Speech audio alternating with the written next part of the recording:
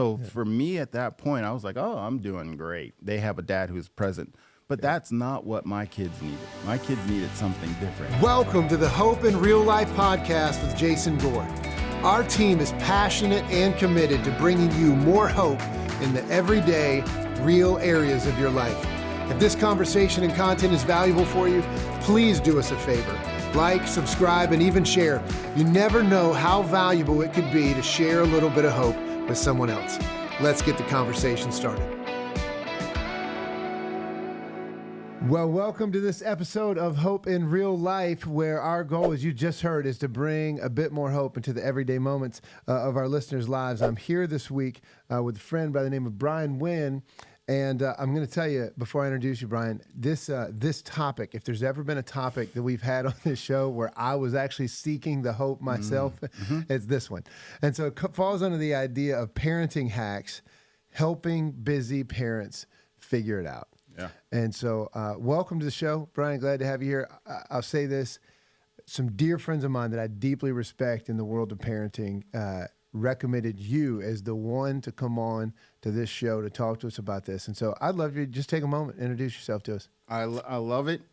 Thanks for having me, first and foremost. I'm Brian Wynn, owner of the Muse Coffee Shop in Garner and in Lynchburg, Virginia, and I'm excited to be here on the podcast. Right on. Yeah. So if we're talking about helping busy parents figure it out, you just said you're a coffee shop owner. That's right. In two different states. That's right. You know, in two different coffee shops. Yes. But you were very clear when we were talking before the show. You're not a business owner. You're a business worker as well. You're 9 to 5 or in a coffee shop. What's your normal schedule look like? That's right. So I'm also in telecommunications as a whole. So I work for a company called AdCom Solutions. I'm an account manager. That's like my 9 to 5 day job. Okay. And then we also operate 2 coffee shops, Lynchburg and Garner. Okay. We have a great staff of kids there that are working in the shop. So we don't have to be in the day-to-day at this time. Right. When we first started, I was coffee shop guy 24/7. But now in this state, we've been in business since 2008. And so we're playing a different game of owning a business and facilitating a business versus being in the business. And so, yeah. Right on. And you said we. And so just to highlight that is you and your wife of 21 years? 21 years, exactly. Tell us a little bit about your wife. She's amazing. Love of my life. We're both kind of Southern California people, and we didn't meet there, but we were from there, and then we met in church in Northern Virginia, and it's been awesome since. Okay. So, yeah. And I don't know that you said this, but so married for 21 years. Again, owner, operator, 2 coffee shops, 2 states. You also have a 9 to 5 job, and there's 3 children. Yes. In the picture. 18, 15, and 10? That's right. Okay, so if we needed to talk to somebody who lives the everyday busy life, but is somehow balancing it, it's you. So I think we've got the right person. Now, I do want to say this. I do live in Garner, where Muse is. And man, every time I hear somebody talk about your coffee shop, they're talking about, number one, great coffee. Oh, that's awesome. But they're also talking about a great environment that's clearly there for the community. That's right. And so appreciate, man, everything that you guys do for the community and for what you stand for. Yeah, that's our heart. Let's do this. How do you navigate between parenting and working? You got a lot going on. We got listeners out here that are doing the 9 to 5, but they're not happy with that. So they're probably trying to run their side hustle as well, trying to figure out, man, what dreams can I really bring to life? We've also got kids, which are a large part of our dream. Yeah. How do you navigate the whole thing? That's a great question. You know, for us, it's been a lot of trial and error. We are not perfect, and we have absolutely fallen forward up this hill. If I look back in time on how we've navigated our time poorly, our kids, when we started this, lived in Sam's Club. Like, they hate Sam's Club now because we would go there and we'd have to be there for the shops in the busy times. And, you know, my wife's a stay-at-home mom, and she got to school and homeschool our kids for a time and for a season. And it just felt like the kids were absorbed in the business that we were starting at that point. They were in the business with us, and in a perfect world, they would not have been. Gotcha. In a perfect world, we would have said, we're having kids, let's put this business idea on hold until they get to a certain age and then start the business. That's what I would advise any entrepreneur. If you don't have kids, absolutely you can do it. But with the kids, to me, it would be favorable to wait till your kids are a certain age. Yeah. So, yeah, navigating as a kid was tough, but communication is really the key to navigating this time. You have to be able to communicate clearly with your spouse, with your kids, to understand their wants and their needs, so you can have that unique quality time with them that's appropriate. It's going to be different for everybody, but if you're not communicating and you're assuming, things are blowing up behind the scenes and getting worse. So, yeah. And how long have you been running the coffee shops? Since 2008. 2008, Yes. and that was in Virginia. And then when did the one in Garner start? 3 years ago, we've opened the Garner store, yes. And did you find there's kind of different seasons of busyness, or we'll use the term phases for your children? And like when you felt like it was maybe less healthy, or when you felt like it was more healthy, where they could understand what was going on? Yeah, the younger ages, when success when they're little kids, you got to bounce them on their knee, you got to spend time with them, you have to look them in the eye, give them kisses. It's kind of easy. That whole 6 to 9 to 10, when they're trying to learn to communicate well, it's a little tough, and you're trying to work out quality time for them to be who they are, wonderful little kids. That's where we absolutely struggled with our first. It was tough because we were doing coffee shop businesses. So again, like I said, some of our kids, my middle kid, he was 15, Jace, he would sleep on coffee beans while I'm roasting coffee. So tough times, but we had, there's also lots of positives that have come out of that. He's entrepreneurial mindset. He understands what goes into business. He has an excellent work ethic. So there's no one perfect equation for people, but being present and having conversations with individuals is the key. So asking your kids, what do you need from dad right now? What kind of father do you want? And you want me to, spend quality time? How? How do we need to spend quality time together? Things of that nature. Yeah. So what you're saying is, there might not be a right size fits all when it comes to parenting, especially in the midst of. Yeah, it's interesting that you say that because so I have 3 kids as well, and they're all 3 very, very different, and the time that they need and the type of energy that they need and when they need it, all those are very different. And so, I think this idea of trying to figure out, okay, what are our goals as a family, right? But then, if we're going to raise these children well, what are their needs? Right. As children, and then can we merge those two? And if we can't, you got some difficult decisions that you've got to make, but you got to make it on purpose. Otherwise, it's going to be made for you. Yeah, absolutely. Again, my measure of success failure might be different than others. Yeah. Success failure is a kid that feels loved, that feels safe, and that can openly communicate their feelings. Again, we're not perfect. We struggled with our oldest, and she's turned out wonderful. She's an amazing girl, and we're building that conversation bond now. It's been easier as we've learned ourselves how to communicate with our kids and with each other, my wife and I. But success for me and my wife and our family is that they love the Lord, and everything else is secondary. Or do they need to be rich and successful? Absolutely not. Do they just need to be who God made them to be? Absolutely. That's the success. So if they're loving Jesus and they're growing in that, that's success. Yeah. So you're looked to by onlookers, people from the outside, as, man, this is a guy that's he's getting it done. He's getting the hustle done. He's got a business. He's navigating life. He's raising children that best we can tell are healthy. You said they're loved. They're feeling safe. They can communicate their feelings. That's right. So the listeners, we're probably got something like, that's great for him. I'm not there. Sure. I don't have that. Maybe is there a story that you could just tell of like a time that you weren't getting it right, just so our listeners understand like there really is hope, and maybe they're not so far away from where it is that they hope to be? Yeah. Again, I'm a logical guy. Like, I want to know what the solution is. What's the fix? And when we were struggling when we first started, the kids were sleeping on the pallets and whatever. We didn't know we were struggling at that point. We thought we were doing the best that we could. Yeah. I didn't have a father, no father in the house. So my kids absolutely got what I didn't get. So for me at that point, I was like, oh, I'm doing great. They have a dad who's present. But that's not what my kids needed. My kids needed something different. So as we have grown up and they've gone back and communicated some of their hurts and what they have seen, that's how I've now evaluated our success or failure, if you want to use those words, as parenting. So when they were younger, they didn't feel like they could say, I don't want to stay at the shop all day long. I want to be at home. So that's why I kind of lean on communication. My wife didn't want to be the one responsible for doing all the bills all the time. I was like, you're the one that's going to do it. I can't do it, so you're going to do it. And unfortunately, we never really had that deep, heartfelt conversation. And both my wife and I are both passive aggressive. So we'll allow things to kind of build and then explode. So, yeah. I'm sure none of our listeners can connect with that at all in their marriage or understand what that's like. Yeah. So we're going to pause this episode just for a moment to let you know about a resource that we have to offer for you on personal development and spiritual enrichment. And so this is the Hope in Real Life mobile app. It is a free tool made specifically for our listeners or anyone else who needs a little bit more hope in their everyday life. Yes. Brian, the Hope in Real Life app, it offers multiple features like daily devotions, parenting tips, which is what we're here to talk about this week, financial resources, marriage insights, and who knows, I'm not sure where this gets dropped in the podcast. Maybe we've talked about it. Maybe it's who's supposed to do the dishes and when. That's right. That's covered. Big topic of conversation. And in a community where you can share your prayer requests. So head on over to the Apple Store or Google Play and be sure to download the app and jump on this opportunity. You can interact with it daily, make it a part of your routine, connect with others, and help spread hope. Tomorrow can be better than today, and hope is possible, even in real life. Man, I'm getting on this right now. I'm excited. Thank you. Yes, sir.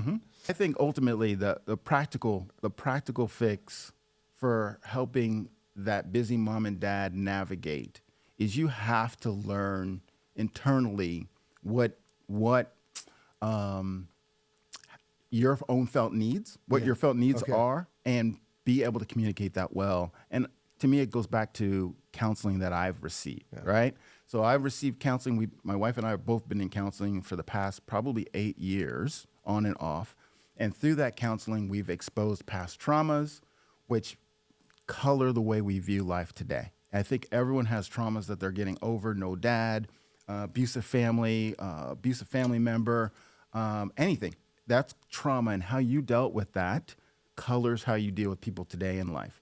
Colors how you deal with your kids, for sure. Colors how you deal with your spouse. So learning to deal with that young kid that did that trauma and telling that little kid that he's okay and he's going to be okay is a growing thing that I think everyone needs to experience, and then reset the button and say, okay, now I'm going to be a human being. I know my areas of deficit, and I know where other people's areas of deficit, because they can have that open conversation with me. I'm tooting the same horn. Communication is key, but you have to have kind of grown internally a little bit there. Right, and you got to learn how to communicate. And you said this again in the pre-show, but this idea, I mean, this is supposed to be a session, an episode about helping busy parents figure it out. But the reality is, in the midst of our busyness, we don't take the time to slow down and to really understand why we feel the way that we feel, the way that we think, the way that we think, the pace that we run. I mean, what I learned about myself is there's a reason why I run at the pace that I run in, and it's often not healthy. Yeah. Sometimes it's not just to run towards something, but sometimes we're running from something. Yep. And unless we sit down and are willing to go through the counseling, willing to have the conversation, man, we might not deal with it. And this is where it comes back to parenting. That's right.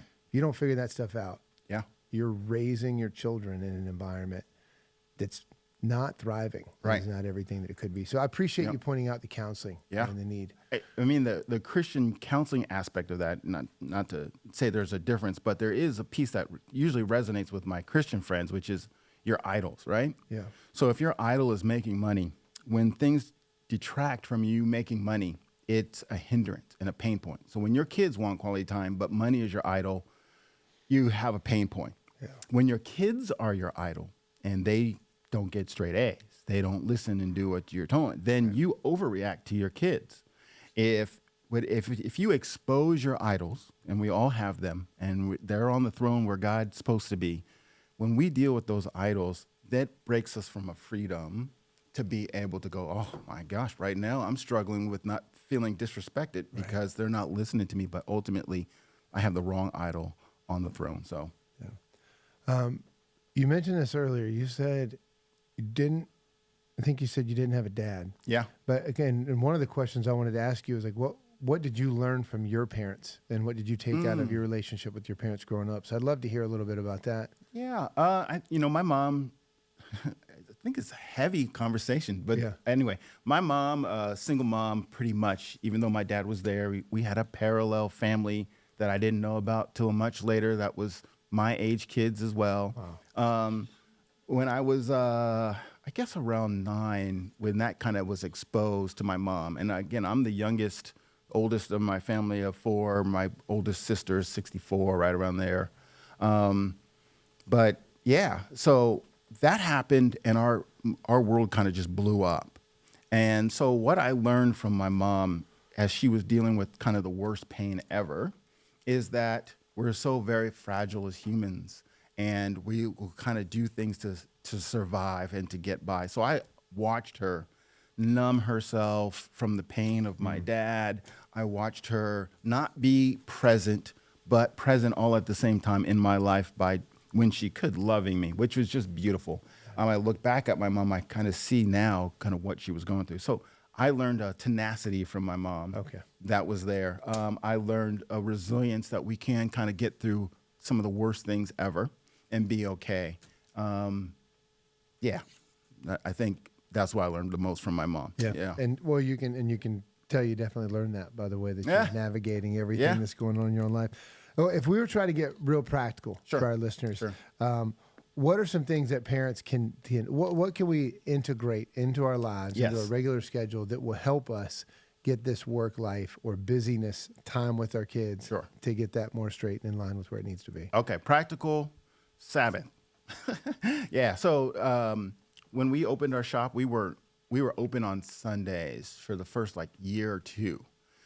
Then I felt God was quick to say, and not to get too churchy, but God was quick to say in my heart, we need to have a day of rest and honor that and keep that holy. As soon as we did that, our sales immediately started increasing. Wow. So less money Monday through Sunday, but our Monday through Saturday days started to pick up dramatically. Wow. And so we saw God be faithful in that area. We absolutely put that into play in our family life, where Sabbath is the day that we do much of nothing and rest and play and honor the Lord. And I think if you can have that, and if you struggle against Sabbath, you are exposing those idols. I don't have time to do a Sabbath. Well, then you're exposing an idol for whatever reason that is why you can't do that Sabbath. Maybe it's productivity. Maybe there's something else that you're willing to pay the price to, as opposed to what it is you want. That's right. And it's a safe place for those who don't have the dollars to pay rent. That's a different story. I want to make that disclaimer, right? This is a little bit of place of privilege that I have a 9-to-5 job. I can rest on Saturday. Right. But when you can rest on Saturday or rest on Sunday, you need to take that and you need to be present with your family. And that was the start of de-busy our world. Okay. So, yeah. So Sabbath, that's one day a week. Mm-hmm. What about, say, when we come home from the 9-to-5 on Monday, Tuesday, Wednesday? Yeah, each individual is different. So my wife, she likes to cook dinner. She likes to get the kids ready for school. She enjoys that. We've had that conversation. She enjoys that. She doesn't love doing the dishes so much, so the kids typically will end up doing the dishes, or myself will end up doing the dishes. Can they come by my house when they finish up at your house? Absolutely, they can. Again, we have great kids because they share. I want to be clear. My wife is very faithful in doing the dishes, and she knows it's because I hate it. And I do try to do it, but I'm just telling you, it is a place of potential tension in our family. I hear you. And my wife does the dishes predominantly during the day when she's not good, because I do them wrong. Right. So apparently the silverware cannot go anywhere but at the top. Right. Yeah. That's right. I've learned this the hard way. Yeah. I use that excuse myself, and it's still not accepted. It's still not accepted. Yeah. Understood. So I'm supposed to learn the right way. If I cared enough, I would learn the right way. And now I'm talking about our counseling sessions on the podcast. I love it. That's not necessary right now. I love it. No, that's key. That's key. Hey, if you currently are not connected to a church, or maybe you're not sure about the whole faith thing, or you gave up on church a long time ago, I want you to understand, church hurt is a real thing. And so that's understandable, but you don't need to miss out on the encouragement and on the hope that knowing Jesus and being part of a community of believers has to offer. So I want to tell you about something here. GetHope.tv. It's an online church experience where you'll find engaging music, a message that's relevant to the everyday moments of your life, and it's that service is put on by Hope Community Church. And I hope our greatest desire is that people would come to know who God really is, would be able to walk in his ways, and find the ways to experience hope in the everyday moments of our lives. Listen, you don't have to have everything all figured out to tune in with us. You can even, if you're at home, so feel free, stay in your pajamas, listen at the gym when you're getting in your workout. But GetHope.tv online Sunday mornings, 9:30 a.m., 11:15 a.m. There's even an option to join join us on Saturdays at 4:15 p.m. or 6 p.m. as well. Wherever you are, you're welcome. We'd love to have you tune in with us at gethope.tv. Here's the deal, maybe this will get us all back on the same page. Maybe I'm just a crazy one, but this is like I come home from work, and let's start before that. Yep. I get up early. Yep. Right? I get up anytime between 4:45 and 5, and that's because I need some time for myself. So whether that's working out, time in scripture, prayer, meditation, whatever that is, I need to do that, taking care of myself before the kids get up. So then the kids get up. Usually my wife does the breakfast, and I'm kind of there to referee for the kids. So so every now and then we'll trade off on that role, but that seems to be the quickest route to de-escalation in the busyness of mornings. Sure. Then we head to work, come home, and man, it's like one kid's going to wrestling practice, one kid's going to football practice. Those are in different places, they're in matches. So we're driving in different ways, in different directions, getting home at different times, and we sit down to eat dinner, and it doesn't feel like the TV shows that I watched growing up at like 5:30 and the sun setting down. It's like we got to get dinner started at 8 o'clock so we can feed the kids, get them in the shower, and get them in the bed at 9:30, so I can turn around. And it's like, man, how... And then be a husband, yes. And then be a husband, right? Yeah, absolutely. And so how in the world does that person maximize the minutes that they have? And now I'm just telling you, that's how this has been my approach, is just asking that question. How do I... If there's only going to be minutes, number one, is that too much stuff? And number two, if it's not, and that's what works for you, how do you maximize the minutes that you have when you are together in the downtime? Oh, man. This is going to sound weird, but I don't have that measure of maximizing minutes per se, right? I have the measure of being still and present in the Lord. Like that's what he calls us to do, is just to be in him and be present. And I think if you put in there, I have to do 0 through Z within 24-hour days, you're already setting yourself up for failure, because you'll never measure up, and you'll need to maximize those minutes. But again, practically, you have to send the kids to school, and they have to get to their games. To me, that's conversations. But at the end of the day, you have to be doing what God has called you to do.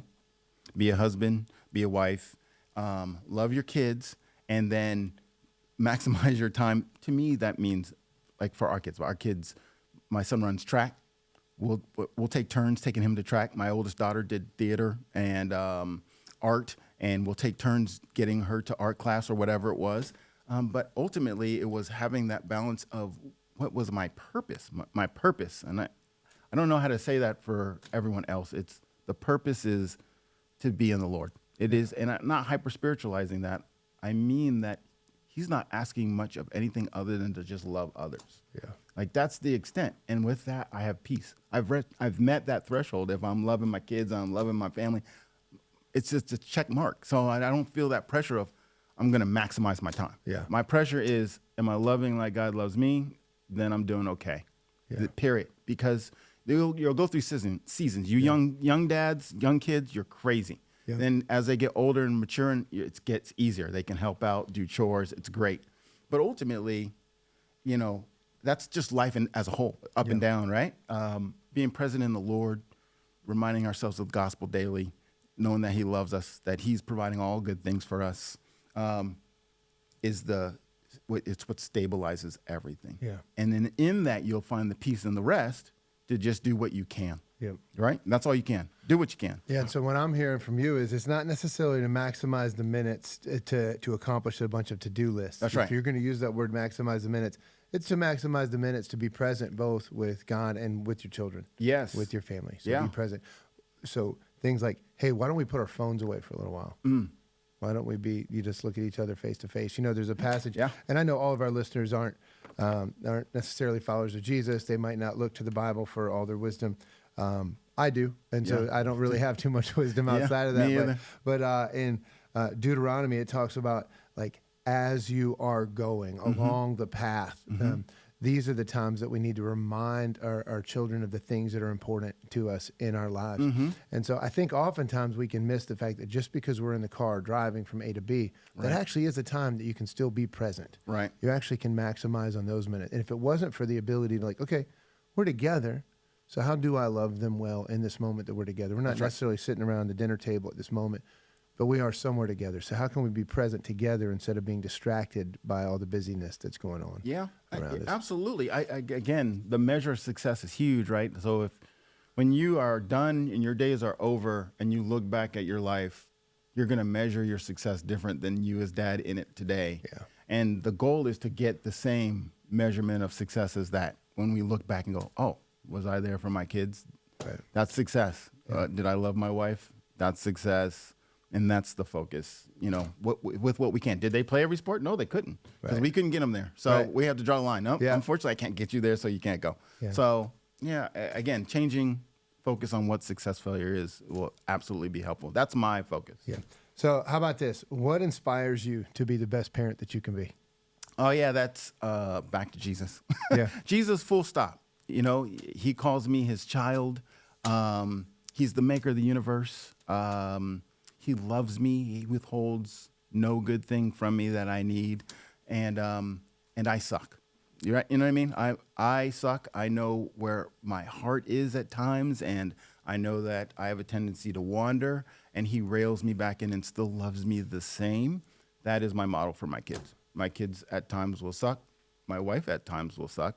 I absolutely suck, but there is grace and there's love for each other, and that just solves all the problems. You learn why you sucked because you can have a communication about it, and you receive forgiveness, and that just brings it to a full head. So, grace and Jesus all day long.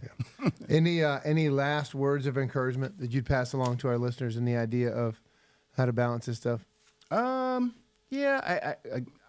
think about everything we've said so far. Yeah. It's so not practical. Like, it's so it's so deep dive into you in your soul as a whole. But ultimately, if you're a parent that's struggling with the busyness, there was never any sort of book that gave us the ones and twos of how to be a parent. So you got to give yourself grace. Right. You have to be okay making mistakes. You have to own the mistakes and say, oh, I was mean yesterday because I didn't want to be around you kids who were pulling on my shirt and wanting all my time, and I apologize.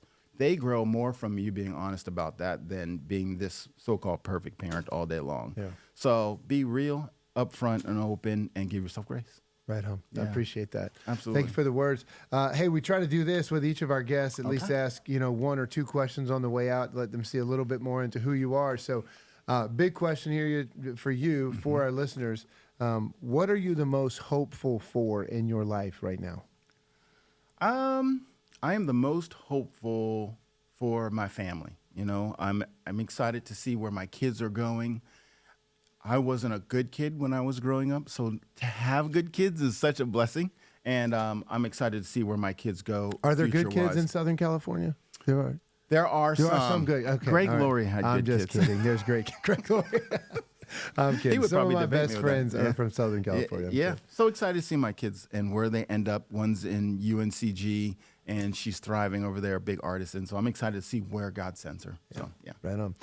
Well, Brian, I so appreciate your time here. Absolutely. I mean, thank you again for the way that you minister to the community. Thank you even for me for spending some time like, hey, we can get practical, and we'll continue to look for practical ways on this show through different episodes. But, man, just the high level of what is your measure of success, and how can you be present in the moments with your family? And I loved what you said about making sure that our children know that they're loved, that they're safe, and they can communicate their feelings. That's right. So, to that end, man, may we continue to labor on and try to find hope in these areas of our lives. To our listeners, thank you all for tuning in with us. If you think that this content is valuable for somebody else that you might know, please, please, please pass this along, share it with them. You never know how much hope they might need and how much hope this could actually provide. And then if you do live in the Triangle area, we will make sure that we've got some links and some info to the Muse Coffee Shop down in Garner. And who knows, even in Virginia, because I'm sure some of our listeners are up that way as well. Appreciate you guys tuning in, and we'll see you next time. Brian, thanks for being with us. Hey, thanks for having me. This is great. Thanks for tuning in to this episode of the Hope in Real Life podcast. If this content was valuable for you, don't forget, like, subscribe, share. You never know how important it could be to bring a little hope into someone else's life. There's even a place here for you to comment. We would love to hear from you and hear your feedback.